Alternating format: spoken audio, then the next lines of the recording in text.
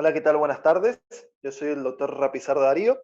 Soy médico traumatólogo del Hospital Central. Soy médico de guardia. Bueno, lo que vamos a charlar hoy día es sobre trauma musculoesquelético del curso de emergentología. Lo primero que vamos a hacer es establecer los objetivos de la charla. Lo primero que vamos a hacer es reconocer las lesiones musculoesqueléticas en un paciente politraumatizado. Vamos a identificar, como lo describe la TLS, las lesiones que ponen en peligro. Primero la vida, después la extremidad y después la función del miembro. Y como tercero vamos a hablar algo del manejo inicial de las lesiones musculoesqueléticas. Lo primero, como introducción, lo primero que tenemos que determinar es que hay una fase prehospitalaria y una fase intrahospitalaria. En la fase prehospitalaria es cuando uno llega al accidente. Lo primero que tiene que hacer es realizar una evaluación de los pacientes, realizando un triage del mismo, identificando cuáles son los rojos, amarillos o verdes, según cuáles son potencialmente salvables o no. Después de estos pacientes, tiene que hacer el ABCDE, que todos lo conocemos y vamos a hablar después, hacer un traslado de los mismos, y dentro de la fase intrahospitalaria, lo que tenemos que hacer es establecer todo para que el paciente que llega politraumatizado pueda ser atendido de la forma más rápida posible. Lo primero que hacemos al llegar a un accidente es ver cómo fue el mecanismo de dicho accidente. Recordemos que puede haber accidentes de todo tipo. Puede ser, por ejemplo, un choque frontal en auto, donde suponemos que los conductores han tenido un trauma importante. Otro accidente, por ejemplo, es que se ha devuelto un camión. Otro tipo de accidente donde hay generalmente lesiones múltiples, por ejemplo, una caída de un avión, no es muy frecuente, obviamente, pero donde hay lesiones múltiples y hay múltiples accidentados, hay que tener muy claro y muy frío para la hora de elegir los pacientes salvables o no, y realizar un buen triage y establecer una forma de ataque, por decir de alguna forma, a estos pueblos con múltiples ambulancias, múltiples médicos para poder atender la mayoría de los pacientes. Otro tipo de accidente, y esto nos demuestra que puede haber accidentes de cualquier tipo, por ejemplo, en un tren contra un auto. Otras lesiones de menor medida, pero que pueden ser potencialmente graves, por ejemplo, una caída en bicicleta. La clásica caída o lesión en moto, choque en moto, donde vemos un traumatizado que ha perdido el casco, eso no habla de un golpe grande, mucha gente atendiendo alrededor y en realidad ninguno ayudándolo. Entonces, bueno, nosotros nos llegamos, tenemos esta situación y tenemos que ver cómo vamos a atender y cómo vamos a enfrentar a este paciente. Otro clásico de los traumatólogos, los traumatismos deportivos, que si bien no son generalmente traumatismos, si bien que comprometen la vida, pero son traumatismos que pueden comprometer la función ya que han tenido fracturas o fracturas expuestas. Otro tipo de accidente, que también puede ser, es en colectivo. Lo importante que tenemos que determinar es que generalmente llegamos, tenemos un paciente que está politraumatizado, es decir, ha tenido varios traumas en diferentes partes del cuerpo, trauma abdominal, trauma torácico, trauma cervical, trauma en los miembros superiores y trauma en los miembros inferiores, y ahí es donde uno se pone a pensar cómo va a enfrentar a este paciente para poder salvarlo, ¿no es cierto? Acá es donde uno piensa, ¿qué hago y cómo lo hago? Acá tenemos que establecer, primero que todo, la revisión primaria. Como sabemos, la A de vía aérea, la B de ventilación, la C de circulación. Bueno, después hacer la D y la E. Aparte de eso, hacer una buena resucitación inicial. Hay que reconocer rápidamente cuáles son las lesiones musculoesqueléticas que ponen en peligro la vida del paciente, alinear e inmovilizar las lesiones evidentes y hacer un buen traslado. Entonces uno acá sospecha y dice, o la mayoría de la gente, un politraumatizado, como es traumatizado, va para el traumatólogo, y en realidad el traumatólogo es uno más del equipo médico que lo tiene que atender. Este equipo médico generalmente está formado por médicos clínicos, médicos cirujanos y médicos traumatólogos, más todas las personas que están alrededor de un paciente que llega politraumatizado. Dentro de las lesiones musculoesqueléticas y de lo que nos vamos a enfocar, hay un montón de lesiones que hay que tener en cuenta. Las vamos a dividir, según como lo establece la TLS, en lesiones que ponen en peligro la vida del paciente, lesiones que ponen en peligro el miembro del paciente y lesiones que ponen en peligro la función. Las lesiones que ponen en peligro la vida, tenemos tres lesiones importantes: síndrome de aplastamiento, hemorragia arterial mayor o trauma complejo de pelvis asociado a hemorragia. Acá lo vemos de nuevo, lo vamos a hablar ahora y vamos a hacer un importante énfasis en el trauma complejo de pelvis con hemorragia. Generalmente el escenario del paciente es el siguiente: el paciente que ya está intubado, ya viene con estado con ventilación mecánica, tiene la espinal,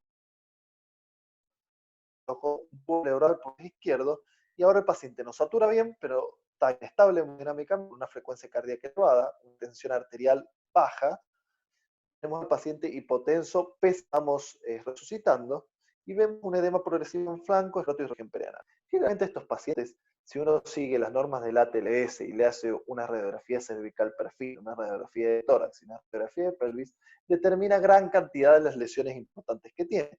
En la radiografía de pelvis es donde nosotros podemos observar las mismas. Lo que hay que tener en cuenta como un signo clínico importante es el edema en la zona escrotal y en la zona vaginal.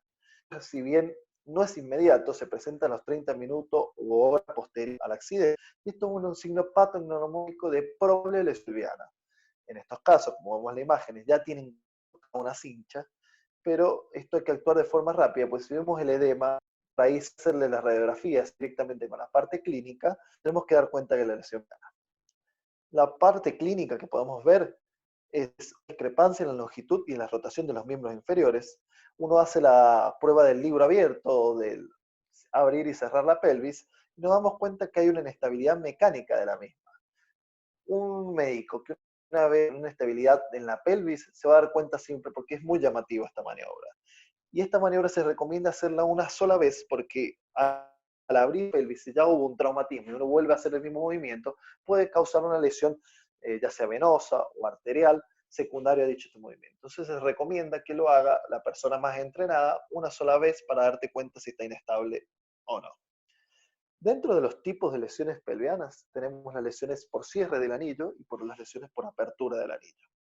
Generalmente las lesiones por cierre del anillo se producen por un trauma directo, en este caso, como muestra la imagen, un trauma de la izquierda, provoca una fractura de la ilíaca, fracturas de la rama ilioiscopubiana, fractura de la, y lesión de las sacroiliacas derechas, con ruptura de los ligamentos sacrotuberoso y sacroespinoso. Esto provoca que, por ejemplo, como muestra la imagen, la hemipelvis izquierda se produzca un cierre de ello, se mete en la zona endopelviana y esto va a pasar generalmente, probablemente, lesiones en vejiga o lesiones de la uretra. ¿Ah? Estas lesiones no van a comprometer las de cierre del anillo, la vida del paciente, pero sí van a tener lesiones en la vejiga o en la uretra. Entonces, para pasar las lesiones por cierre del anillo, tenemos una fractura en la zona, una lesión del sistema genito bajo, vejiga y uretra, y rara vez puede comprometer la vida del paciente. Este tipo de lesiones, si bien no son inestables, por ahí no requieren un trauma, hacer algún tipo de cirugía inicial, siempre hay que tenerlas en cuenta y buscar las lesiones asociadas. Hay otro tipo de lesiones que se llaman las lesiones por apertura del anillo, donde vemos en estos pacientes lo que vemos es un aumento de la sínfisis pubiana, que está definido por un aumento mayor a 2,5 centímetros, una luxación sacroiliaca derecha, ruptura del ligamento sacrotuberoso y sacroespinoso, como vemos en la imagen. Esto provoca una apertura de la pelvis, generalmente y por eso se llama el libro abierto, y a veces lo que pasa cuando se produce una luxación sacroiliaca importante puede ascender o descender. Estas lesiones sí son y sí comprometen en riesgo la vida del paciente, ya que pueden haber unas lesiones en la parte venosa posterior o unas lesiones arteriales. Acá tenemos otro ejemplo en las imágenes, donde vemos un ascenso de la hemipelvis derecha, que esto puede perjudicar o comprometer más la vida del paciente. Entonces, para repasar, las lesiones por apertura del anillo pélvico, tenemos que ver que hay una diastasis pubiana, una ruptura del complejo ligamentario posterior con un desgarro del plexo venoso posterior pélvico. Hay que tener en cuenta que en las pelvis de libro abierto, entre un 80 a un 90% la lesión es venosa. Esto nos permite dar un poquito de más tiempo para poder estabilizar al paciente y poder llevarlo a un quirófano. Hay a veces entre un 10 a un 15% que la hemorragia es de causa arterial a causa de lesión de las arterias ilíacas internas que llevan un sangrado masivo y esto nos da menos tiempo para poder actuar. Dentro de la pelvis tenemos que tener en cuenta que no es solamente la parte ósea lo importante, sino que dentro de la pelvis, la endopelvis, tenemos blandos importantes, como por ejemplo la parte vagina o la vejiga, tenemos que ser el paciente traumatizado. Ingresa a la guardia una vez que está un poquito más estable, con ese manejo inicial que va haciendo el paciente, un tacto rectal y un tacto tanto rectal para ver si hay una exposición de la pelvis en esta zona. Una fractura expuesta, por ejemplo, de una tibia, vemos la lesión cutánea, es mucho más fácil de identificar, pero no tiene siempre una exposición en la zona cutánea, sino a veces la exposición es para la zona recto o para la zona de vagina. Entonces es muy importante el tacto rectal y tacto vaginal. Diagnosticar bien una fractura de pelvis expuesta nos va a permitir saber el pronóstico del paciente. Uno que más o menos, según los estudios, entre un 50 y 70% de mortalidad con una fractura expuesta. Acá tenemos los diferentes ejemplos. Por ejemplo, este paciente tuvo una exposición en la zona de la... Este paciente tuvo una exposición en la zona de la recta. Entonces, bueno, nosotros vamos a hacer un manejo de estos pacientes. El manejo ideal sería hacer una estabilización mecánica, como por ejemplo con estas vendas o cinchas, contracción longitudinal. Esto por acá en los hospitales no contamos con Mendoza con este tipo de tratamiento, pero sí hay que hacer una buena reposición de líquidos en todos los pacientes politraumatizados. Recordar que esto se puede hacer con 2 Avocat 14 y una reposición de líquidos importante. Otra forma de estabilizar al paciente es con unas cinchas de abdomen o fajas abdominales, que generalmente las guardias no las toco. Y contamos, por ejemplo, con este mecanismo para estabilización. Este mecanismo consiste en pasar una sábana por debajo del paciente entre dos personas, una tracción hacia un lado, la otra persona pues posterior tracciona hacia el otro lado, haciendo principal énfasis en las zonas anteriores, y después se fija con 4 piezas Kocher. Ahí vamos a dar un ejemplo. En la foto número 1 pasamos la sábana por debajo del paciente. La foto número 2, uno tira para un lado, en la foto número 3 tira para el otro lado dejándolo bien justa, y posterior se colocan las 4 Kocher.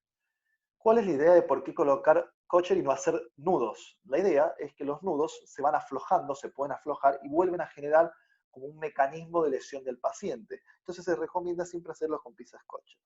Tener en cuenta que es muy importante esto en el manejo inicial del paciente, ya que este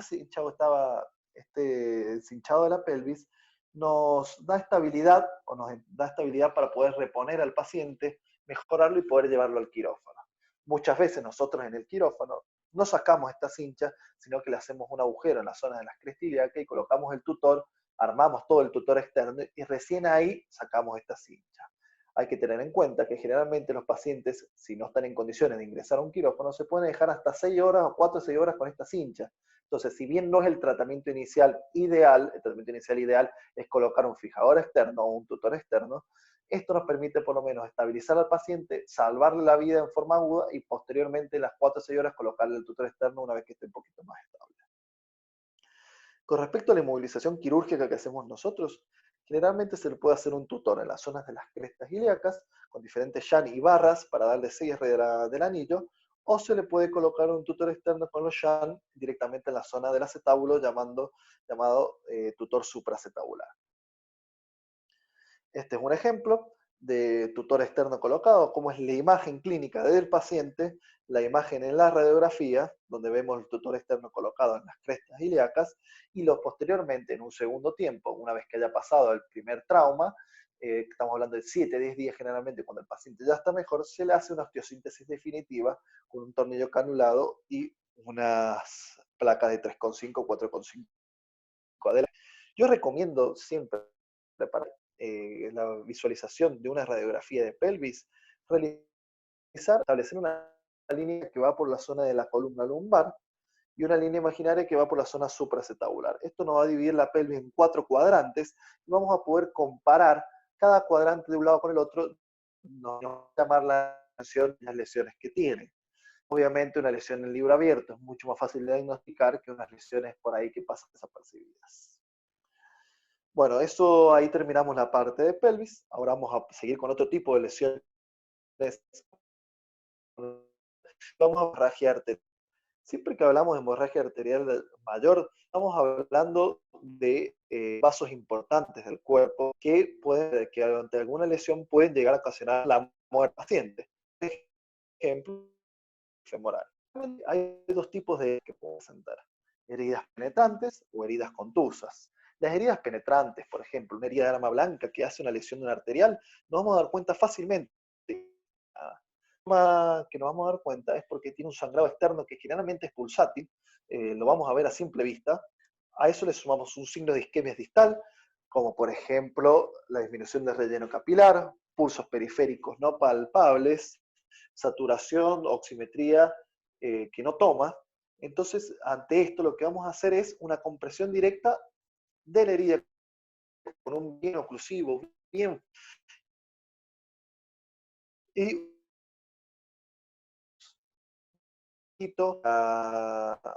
para limitar este sangrado externo.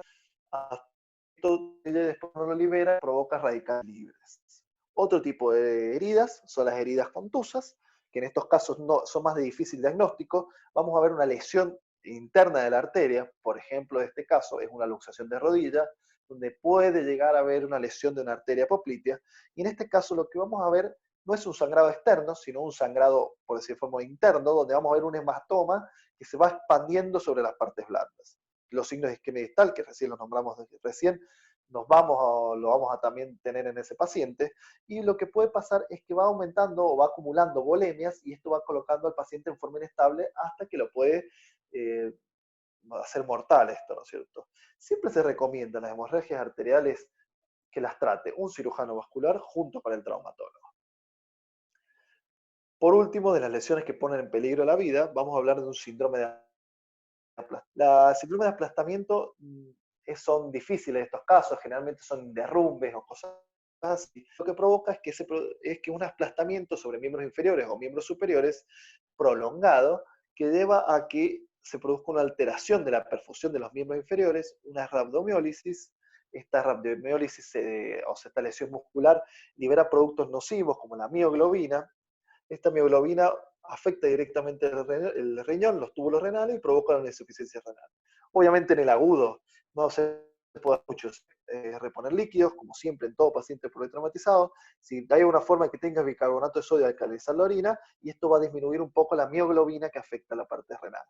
Obviamente, como dije, este síndrome de aplastamiento no es tan frecuente y es más común cuando hay derrumbes y cosas así por tiempo prolongado.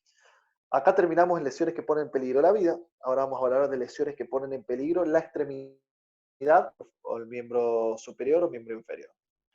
Dentro de estas lesiones tenemos tres tipos: fracturas o luxaciones expuestas, entre su caso máximo la amputación traumática; lesiones vasculares no mayores, sino de arterias más distales; y el síndrome compartimental. Vamos a decir dos cositas de las fracturas o luxaciones expuestas. Lo que tenemos que tener en claro que, se produce un trauma. Este trauma lleva a que el hueso se comunique en forma con el ambiente externo por una lesión cutánea. Eh, Nosotros acá una clasificación que se llama de Gustilo, que es una clasificación antigua, pero nos permite determinar la gravedad de la exposición. Esto va a causar lesiones variables en la piel, en los músculos alrededor, y obviamente toda herida que se comunica con la forma externa, el hueso que se comunica con forma externa, lleva a una contaminación. La contaminación nos va a llevar a un mayor riesgo de infección. Cuanto mayor es la exposición del paciente, mayor es la lesión que tiene, más riesgo de infección tenemos. Por ejemplo, un Agustilo 1, donde hay una herida puntiforme, una exposición puntiforme, el riesgo de infección es mucho mayor a un Agustilo 3A o 3B, donde hay un defecto de cobertura importante, donde vamos a dejar el hueso o el músculo expuesto. Entonces esto nos va a llevar a una mayor infección. Si hay infección, sí o sí se altera la consolidación de la fractura, y generalmente cuando hay fracturas expuestas más graves, el hueso se hace conminuto o hay pérdida de stock óseo, y esto también nos va a alterar la consolidación de la fractura. Y obviamente cuanto más tarde o más complique la consolidación, mayor va a ser la alteración de la función que va a quedar en dicho miembro. Nosotros como traumatólogos siempre recomendamos documentar todas las heridas y las circunstancias que se produjo el hecho. Esto es debido a que la mayoría de los hay muchos juicios alrededor de esto, entonces esto nos obliga a tener muy bien en claro y bien documentados en una historia clínica cuál es la herida y cuáles fueron las circunstancias. No es lo mismo una fractura expuesta por un golpe directo, una fractura expuesta por un accidente, o una fractura expuesta por una herida de arma de fuego. Con respecto a las fracturas expuestas, nosotros llegamos y vemos la fractura expuesta, lo que hay que hacer es una inmovilización, ya sea con una férula, una tracción longitudinal, intentando alinear la fractura. Obviamente que en el agudo, cuando llegamos en la ambulancia, no vamos a intentar a reducción, una limpieza de la herida, pero sí lo que vamos a hacer es una tracción y colocarle una inmovilización. Generalmente hay férulas neumáticas o férulas, pero de alguna forma hay que movilizarlo y traslado inmediato. ¿Ah? Entonces, respecto al manejo, se coloca un apósito o una compresa estéril en la zona de disposición, no se la toca, solamente se coloca la compresa, se puede colocar un vendaje si hay mucho sangrado, un vendaje oclusivo y nada más que eso. ¿Ah? Alineación e inmovilización adecuada y un traslado. Una vez que llega al hospital, el traumatólogo se encargará de hacer el correcto debridamiento quirúrgico y hacer una estabilización de fractura, por ejemplo, con un tutor externo, con un yeso, o eso ya se definirá en quirófano. Siempre recomendamos la profilaxis antitetánica, lo antes posible, ya en la parte hospitalaria, y el antibiótico que nosotros dejamos, una cefazolina, tanto en el intraoperatorio y en el postoperatorio. Muchas veces pasa que hay a veces que hay fracturas expuestas, por ejemplo, en la zona del sur, General Alvear, Humalargüe, esos pacientes nos tienen que trasladar hasta Mendoza, demora varias horas en llegar y viene con una fractura expuesta de más de 10 horas de evolución. Entonces nosotros recomendamos colocar, y está demostrado, un antibiótico en las primeras 30 minutos a una hora para empezar a hacer efecto. Este antibiótico nos va a disminuir riesgo de infección. Recordemos que más de 6 horas de una fractura expuesta, ya ese paciente tiene un riesgo de infección alto. Hay un límite de fracturas expuestas que son las amputaciones traumáticas. Es la forma más severa de la misma, donde hay un gran daño de partes blandas y esto por lo que uno define que se tiene que realizar la amputación. Generalmente este gran daño de partes blandas va asociado a unas lesiones arteriales y unas fracturas expuestas complejas, ¿me entiendes? Unas fracturas expuestas unas fracturas complejas óseas. Entonces acá mucha gente nos trae muchas veces los miembros con heladeritas o para congelados como para que lo vamos. Y es muy difícil hacer un reimplante de la herida. Necesitamos un cirujano para volver a hacer la conexión vascular, que es la parte más difícil. Y dos, que la herida tiene que ser una herida limpia, con bordes regulares y bien distales, que es muy difícil en un paciente politraumatizado, donde uno lo está resucitando, está haciendo cirugía abdominal de urgencia, y uno no se, por ahí en ese caso no se va a volver, o no se va a poner a hacer una reinserción o reimplante del miembro, ya que está en riesgo la vida del paciente. Entonces estos pacientes politraumatizados no son candidatos a hacer un reimplante y es muy difícil hacerlo. Pasamos a otro tema, lesiones que ponen en peligro la extremidad, las lesiones vasculares, como dije, no las de vasos importantes, vasos mayores. Con respecto a estas lesiones vasculares, obviamente hay heridas, lo mismo, penetrantes y contusas. Tenemos que ser muy importantes en el diagnóstico y tenemos que tener un alto índice de sospecha. Siempre hay que hacer un cuidadoso examen físico y hay que ver los signos de isquemia distal nuevamente. Palpar pulsos, ver que mueva el miembro, que mueva los dedos, oximetría de pulso y relleno capilar. Muchas veces pasa que tenemos una fractura, por ejemplo, una fractura de tibia, que por la misma fractura hace que el hueso cisalle la arteria, no nos damos cuenta porque es un trauma cerrado, se fractura la tibia, no nos damos cuenta, pero como no palpamos pulso, ahí llamamos la sospecha y ahí es donde tenemos que empezar a estudiar al paciente. ¿Qué estudios tenemos que hacer? Obviamente el examen físico, que ya lo expliqué, un ecodoppler que puede haber en la guardia o no, dependiendo qué médico está. El índice tobillo-brazo muy poco utilizado en la urgencia, pero es un método que describe. La arteriografía, que esto cuando nos genera una sospecha y queremos diagnosticarla bien, se puede hacer una arteriografía o si no, una angiotac. Y bueno, si nos genera sospecha y hacemos el diagnóstico, sí o sí hay que hacer una exploración quirúrgica para hacer una anastomosis o algún tipo de solución arterial. Otra lesión que ponen en peligro la extremidad es el síndrome compartimental. Generalmente en traumas cerrados, por ejemplo, generalmente en la zona de la pierna. Nos damos cuenta por esto porque el paciente tiene un dolor más del normal o mayor a lo esperado por su dicha fractura. Uno quiere hacer movimientos pasivos, por ejemplo, que mueva los dedos, un dolor mayor todavía. Entonces eso nos llama la atención, decidimos palpar el miembro y nos damos cuenta que tiene un edema importante, un edema a tensión. Se dice que hay un síndrome compartimental cuando hay una presión mayor a 30 milímetros de mercurio, pero obviamente en la guardia no contamos dicho mecanismo para poder medirlo, entonces uno de las sospechas es clínica. A veces dicen, bueno, pero mira, tiene el pulso normal o el relleno capilar está conservado, pero tenemos que tener en cuenta que recién esto se afecta a las 4 o 6 horas de producido el síndrome compartimental. Entonces esto no es algo patognomónico que tengamos pulso de relleno capilar conservado. También hay que tener en cuenta las parestesis y la pérdida de la sensibilidad, que también las vemos un poquito más allá.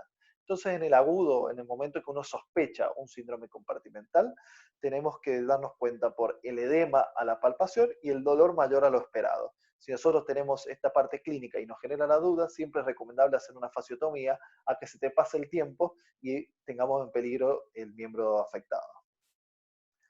Los síndromes compartimentales, esto puede ser por causa externa o interna. Causa interna es, como dije, por ejemplo, una fractura de tibia, y causa externa, por ejemplo, un vendaje ajustado o un yeso ajustado o alguna férula que está comprimiendo el miembro.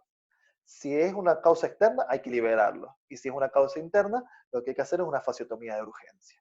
Es un procedimiento bastante sencillo para el traumatólogo, pero que salva a los miembros y es muy importante tenerlos en cuenta posterior a un traumatizado. Por último, lesiones que ponen en peligro la función. Acá las vamos a nombrar más que todo. Lesiones neurológicas, fracturas, lesiones ligamentarias, contusiones y laceraciones. Yo siempre recomiendo que ante un paciente traumatizado por un trauma musculoesquelético, realizar un movimiento de las articulaciones bien distales. Por ejemplo, si es miembro superior, decirle que tenemos una fractura de antebrazo, por ejemplo, decirle que mueva los dedos, ver la sensibilidad y palpar. Con eso nos aseguramos que no tenga lesiones vasculares, que no tenga lesiones neurológicas, entonces solo nos enfocamos en la parte de la fractura de antebrazo. Si es en la pierna, decirle que mueva los dedos de los pies, que mueva el tobillo, por ejemplo, en un caso de una fractura de tibia, y ver la sensibilidad. Esto nos va a permitir determinar la mayoría de los diagnósticos y nos va a permitir llamar la atención. ¿Ah?